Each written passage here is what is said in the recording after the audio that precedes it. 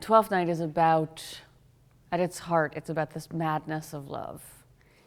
If music be the food of love, play on! That first line sounds very, very romantic, right? Give me excess of it, that surfeiting the appetite may sicken and so die. But actually the point of the speech is, give me so much of it that I will kill my love, because the love is so painful.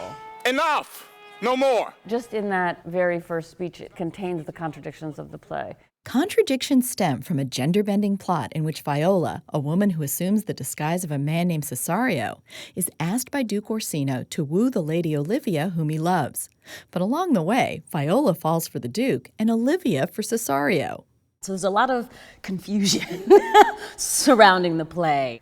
But I think it is a lot about people being in love with the idea of being in love versus actually experiencing. Orsino he's addicted. He has a huge addiction.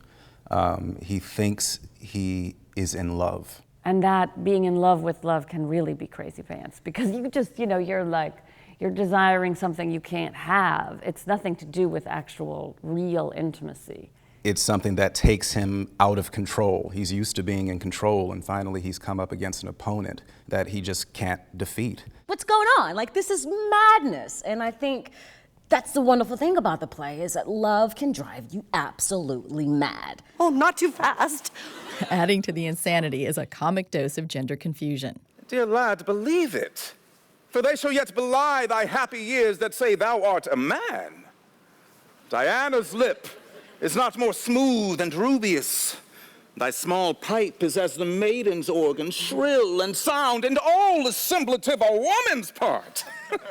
This is where it gets tricky, and this is why I love this play, is because it sort of goes to the fact of you can fall in love with whoever you fall in love with. You fall in love with the essence of a person, not necessarily them being male or female. So I like the ambiguity of it. I like that Olivia can actually fall in love with Cesario, even though I am a woman. She has no idea, but she's actually probably just falling in love with my spirit.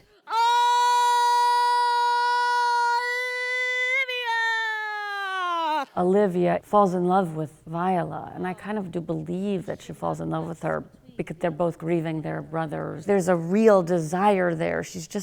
There's like a mask that she doesn't see.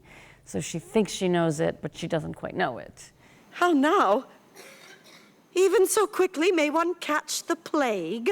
Same, I think, with Orsino and Viola, that she's a boy frees him up emotionally, but he's falling in love with the person. When Cesario is with Orsino, how do we what are those times when you see Viola as an audience member and how she melts maybe for just a second? He doesn't see it though, and then she's back to being a man, and how that plays out for her. And it's incredibly hard because she's so in love with them. As I am man, my state is desperate for my master's love. As I am woman, now alas the day, what thriftless sigh shall poor Olivia breathe? Oh, time! Thou must untangle this, not I.